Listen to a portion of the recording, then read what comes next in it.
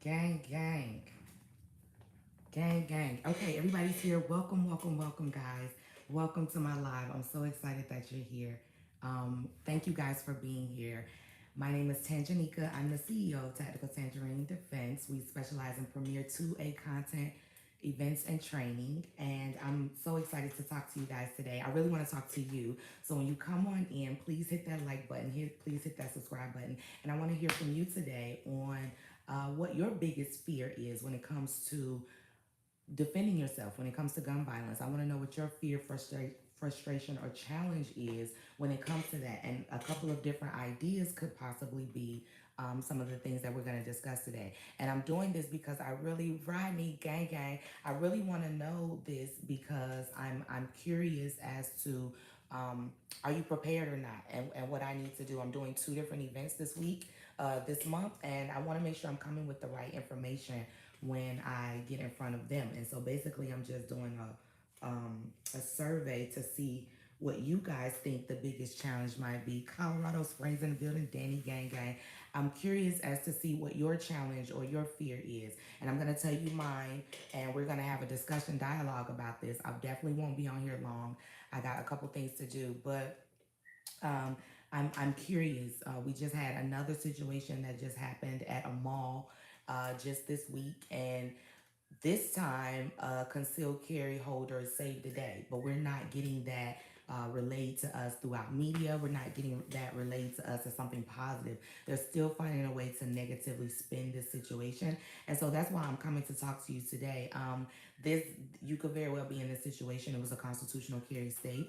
I'm in a constitutional carry state. There's millions of people that are in constitutional carry states now. So you very well could be the person to defend yourself or others against gun violence. And I want to know, do you have any particular fear of that? Do you have any uh, consult?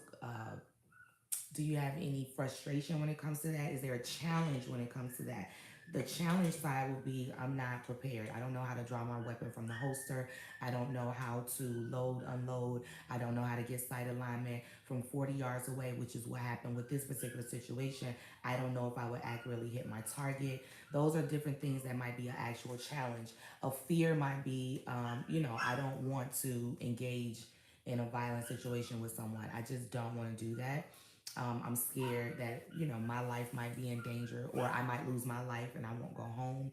Um, and a frustration might be I don't know what's gonna happen when the police get there, so that might be a frustration.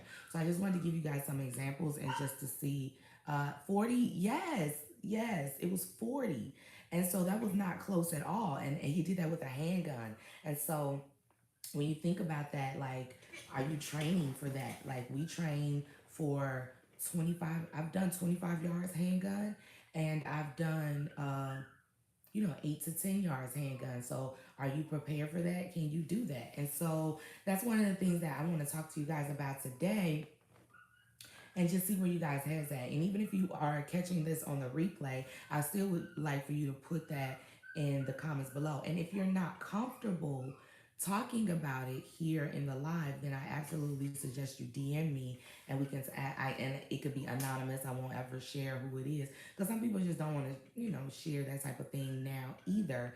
Like, oh, I'm afraid of this, or I'm afraid of that. But if you're not, and you don't have any issues talking about it, please put it in the comments below. We can't hear you. What about now? Can you hear me now? Is that better? What about YouTube? Can you hear me, guys? Yeah, he was super far away. And so, okay, so for me, I'm both comfortable and confident in my shooting and tactical skills. That's dope, Joe. That's dope. Running out of ammo. Let's talk about this. Mr. Pelu, how are you? Alaikum salam. These are great. So one person is like, I'm afraid of running out of ammo. That is a legit fear. That is a legit situation. And when you think about your concealed carry choices, how many rounds does it carry? And do you carry a spare mag? Do you know how to drop your mag quickly and reload fast, rack the slide to get around in the chamber, and then proceed back into the fight? Do you know how to do all of those things? So that's a really, really great one. And when it comes to your EDC, some are 17 rounds, 20 rounds, and some are 10, some are 6. Some of them, like a Glock 43, is 6, and a Glock 43X is 10. So, do you carry an extra mag? Do you change your mag out to a SIG mag? Do you do something like that? I carry 3 total mags. Where at? Like, where do you carry 3 mags at? On your belt?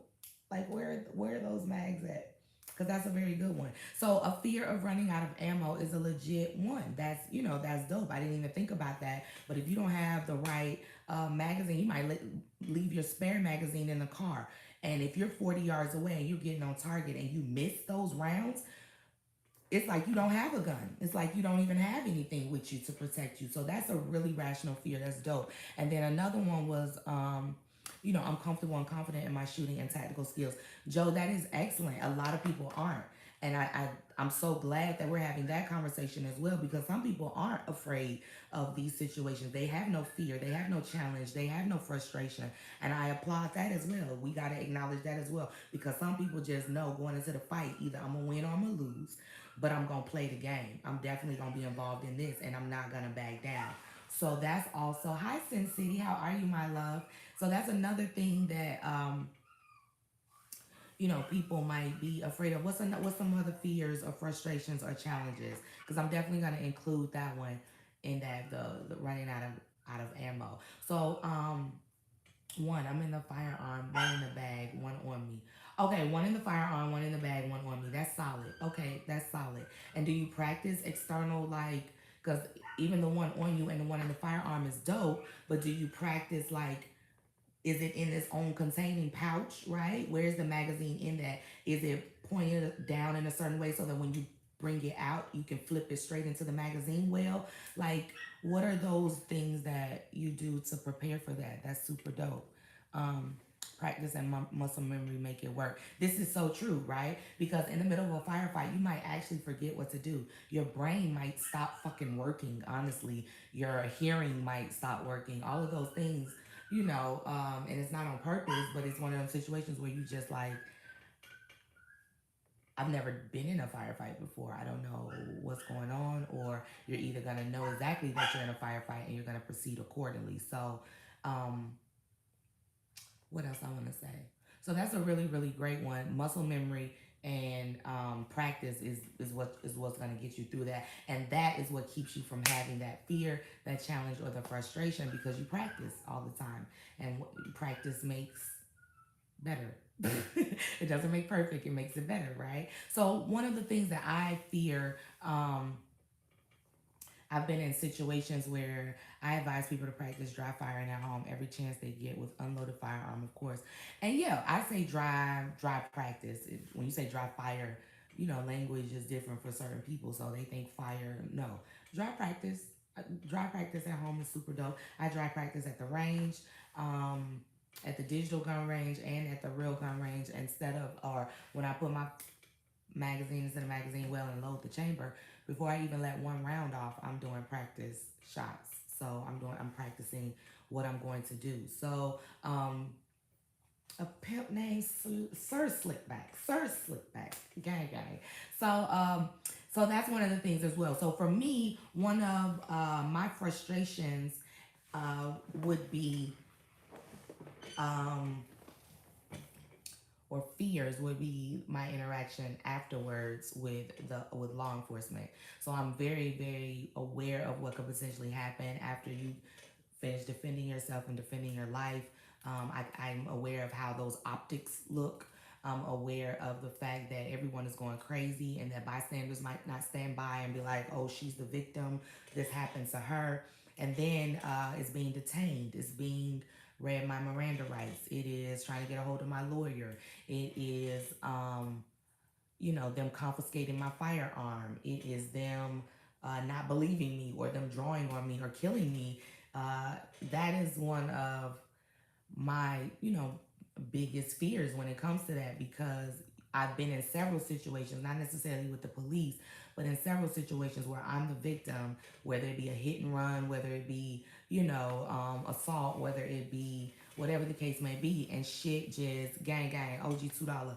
and it doesn't go in my favor, right? So you never go into it thinking like, oh, this is a surefire win. This is gonna be an open and closed case. You could have all the camera footage around. You could have 18 witnesses, but if you got a prosecutor who just is gung ho on the fact that you could have prevented this somehow, some way, and you couldn't have, that could be a thing. So that's one of my fears, right? Another person put my biggest fear is being outnumbered. Ooh, that's a good one.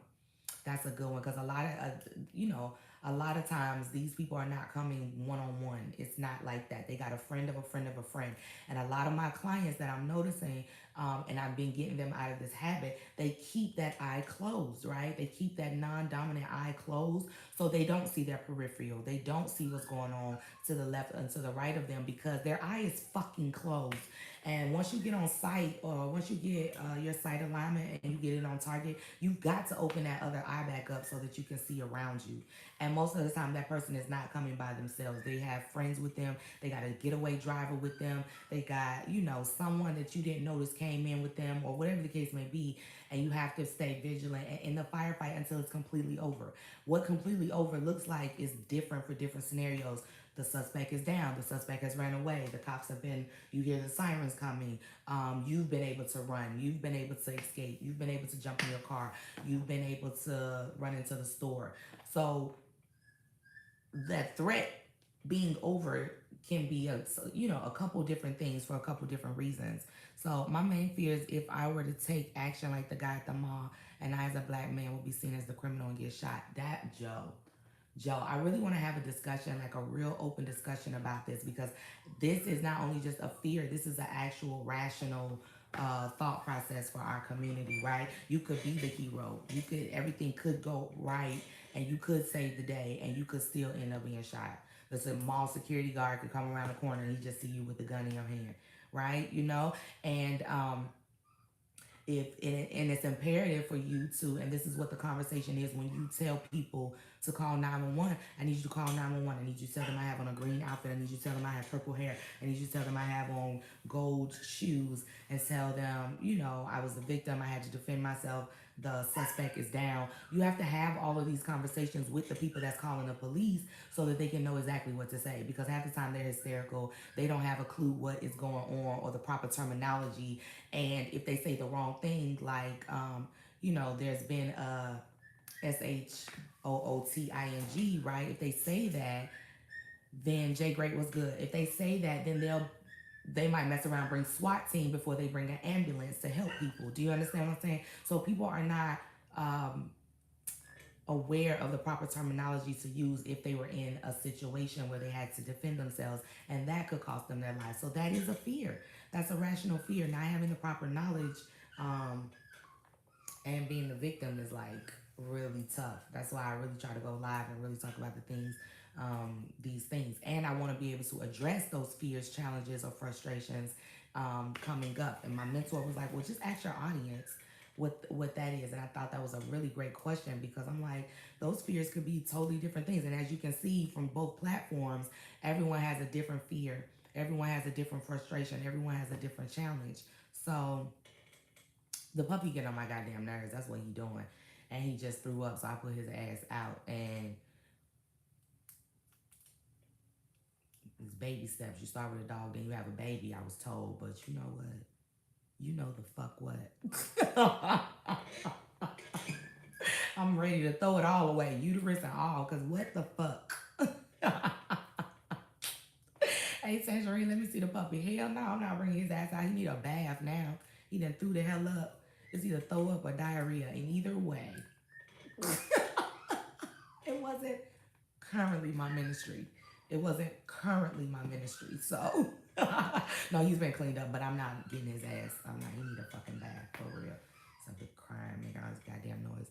Anyway, so that's what I wanted to ask you guys today. I'm really, really confused. I'm not confused. I really, really want to make sure I address those things. And this week I'm doing Sisters for Self-Protection. So I'm really interested in what women are concerned about.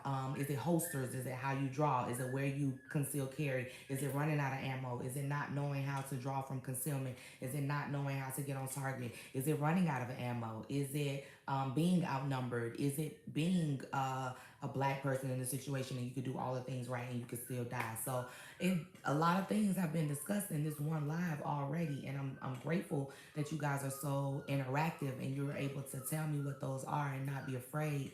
Um, because a lot of people just don't want to talk about firearms. They don't want to talk about what's going on. And if you can, as you can tell, I talk about this all the time, crime continues to go up. So if crime continues to go up, and if crime continues to go up and law enforcement is not going to be there fast,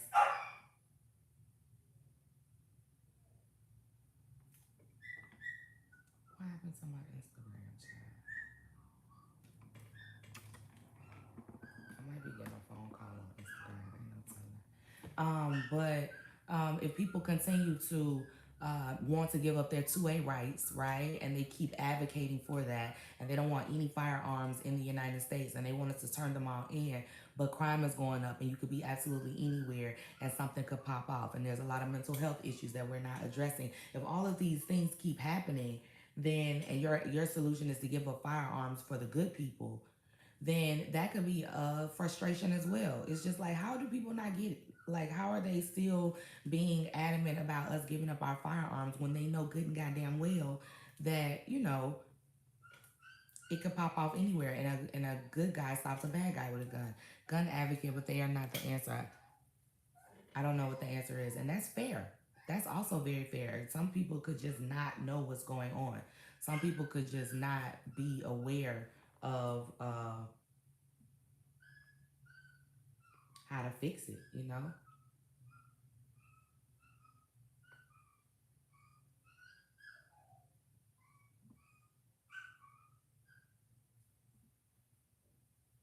Some people could just not know what to do and how to fix it and all that good shit. And that's frustrating too. It's just like, man, like good fucking Lord. So if we as advocates, maggot kit, are they reliable? Did you spell it right? I feel like you did not spell right. That right. I don't know what you're trying to say. Um But yeah, that's what I wanted to talk to you guys about today. I really am. I'm gonna put a survey in my bio or in below so that people can fill out the survey anonymously. But if you could just let me know what you would be frustrated about when it comes to gun violence, right? Since it seems to be everywhere, would you be more challenged when it comes to the mechanics of the firearm? Would you be more frustrated that you're in this firefight, or would you be in a fear that you won't make it out the firefight? So um, they're trying to take back FOIA cars in Illinois. They might do that shit if y'all don't stand up. They probably will, especially since the father signed for the last dude's FOIA card. So that might very well be. And if you guys don't know, the FOIA card is like when you are underage, someone can like basically sign for you to get a firearm and say that you're a responsible individual or human being. Well, the last time that happened, in Illinois, the father did that, and then there was another mass shooting. So you know how that shit go. You know how that shit goes. So I I'm I'm perplexed honestly because the way we're going, we're gonna lose our 2A rights. And then we're just gonna be out here looking stupid, looking crazy, trying to wonder why the cops ain't get here fast enough, and we don't have no one to protect us, and we don't have no help. And we got rid of all the guns, gun violence was gonna go down. And it's just that rationale. It's that rationale that is scarier to me than actually being in a gunfight. It's the rationale that thinks that just because you've outlawed guns, that criminals aren't going to use them anymore. Just like, I mean, it just don't make no goddamn sense to me. It really, really don't. It don't make no sense. And the people that are trying to push these laws are the ones with armed security.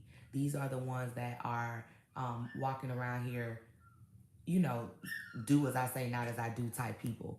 when there is no other choice. Like there's no other choice when it comes to your self defense, when it comes to you protecting yourself. And so I would love to. Too many guns out there now. Ain't no turning back. That is in theory, right? And there is too many guns out there. But what's gonna happen is they're gonna get rid of our 2A rights, and then what's gonna happen is we're gonna have people, law-abiding citizens, who are now criminals, right? And we're not gonna be law-abiding citizens anymore. And then what do we do? Do we just give them up, or do we say fuck the law too, like the criminals do? That's gonna be a tangled web. You know what I'm saying? That's gonna be like, I'm not giving up my guns no matter what you think. And if they gonna get lost in a boating accident, that type of thing is reasonable. But then what? You gonna hide them?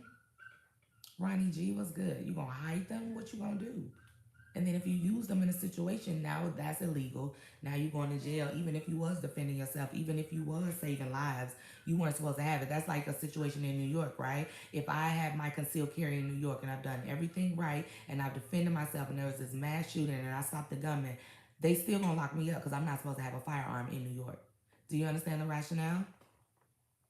Stand against the tyranny of the government in that case. Fair, fair, but everybody money ain't long. Everybody don't have gun insurance. I lost all of mine already. Really, Ronnie G? That's crazy. That's crazy. But there is a way for people to get their rights back. I didn't even know that was a thing.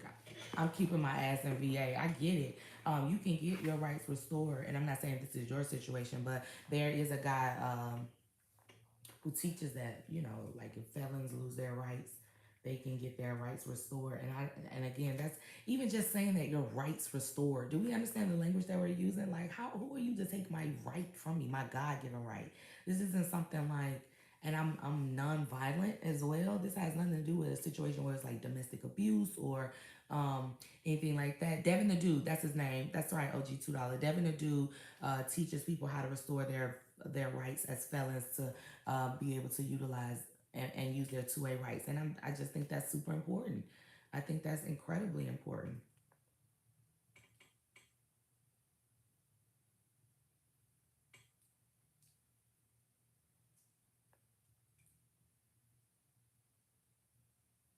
Sorry, guys.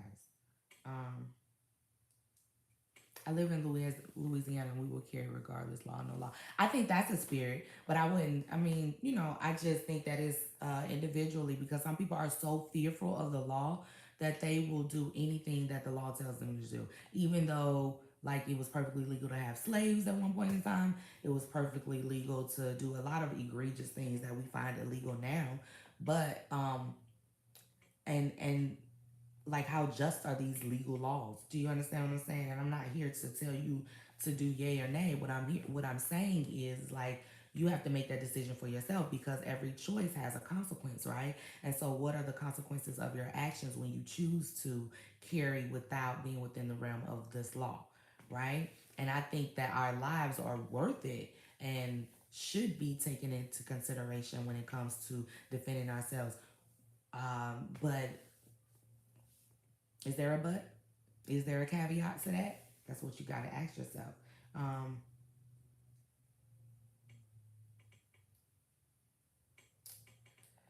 so that's what I have for you guys today. I wasn't going to stay on here long, but I just wanted to make sure we had a conversation about this. And I really want to get your opinion about this. Gang, gang, Howard J, how are you? Um,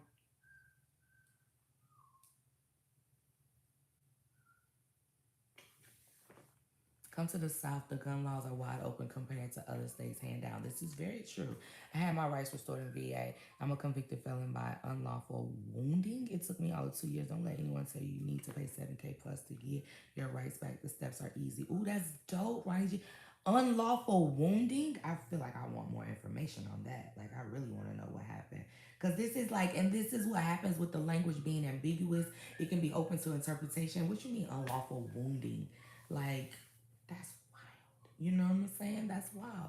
Judged by 12 versus buried by 6. I'll deal with whatever just as long as I make it out alive. I mean, that is also an attitude to have. That's also an attitude to have. And you know, a lot of people would agree with that, and a lot of people would disagree. So it just depends on who you talk to and who you ask. And it definitely could be done. No, 100%. And I don't want people to think that it can't. Like, you should. This is your God given right to be able to defend and protect yourself. So do what you need to do to restore those rights, you know. But the fact that someone can even strip your rights away from you or alienate you is where we are with it.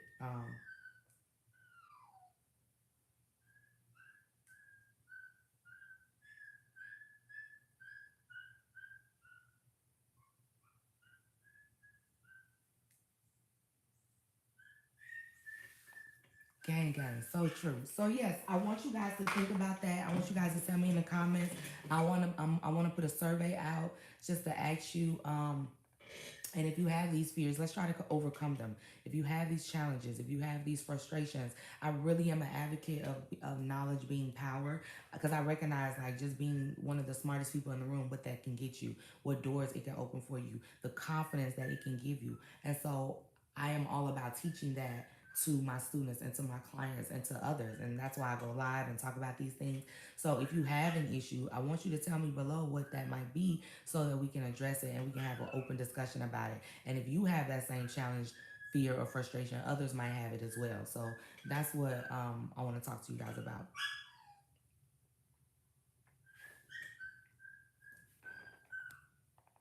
Is my channel motivational? I appreciate that. I got the best DM the other day. They was like, you know, they just believe in me, they support me so much, and it was just so dope. Like, because half the time you don't even know if people listening to you, if they give a fuck, if they want to hear the things that you're talking about. So, teach myself, especially to my black community. I know, right? And I feel like, you know, knowledge isn't yours to have. It really is to share. So that's why I really talk about the things that I discuss. So.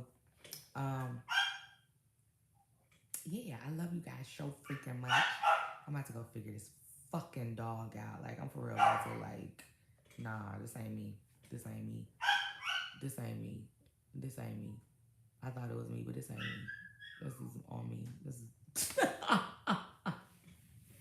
this ain't me for real. We love you. We love you too. Oh, that's so dope. Yeah, yeah, yeah. I really just I just appreciate all of y'all thoughts. Um and encouragement, because sometimes it does get a little difficult. Sometimes it gets a little hard and frustrating. You just be like, what am I doing all this for? I'm just go live on an island butt naked somewhere. But I'm not gonna do that. So let me know in the comments below.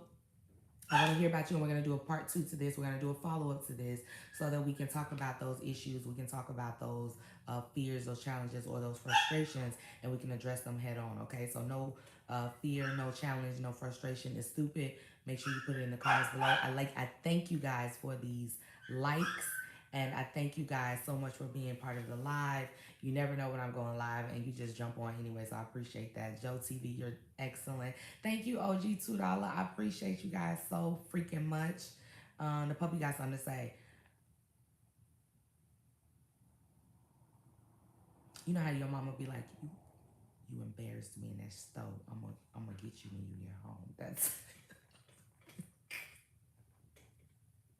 that's the type thing. Fed. I'm talking about full, been out, all that good stuff. There's no reason for this behavior. There's zero reason for this behavior. Do you understand what I'm saying? So no, I'm joking, because y'all be called Peter, all that shit. Let me joke. Let me stop. But anyway, I appreciate you guys. I love you guys so freaking much, and I will see you back here next time on Tactical Tangerine.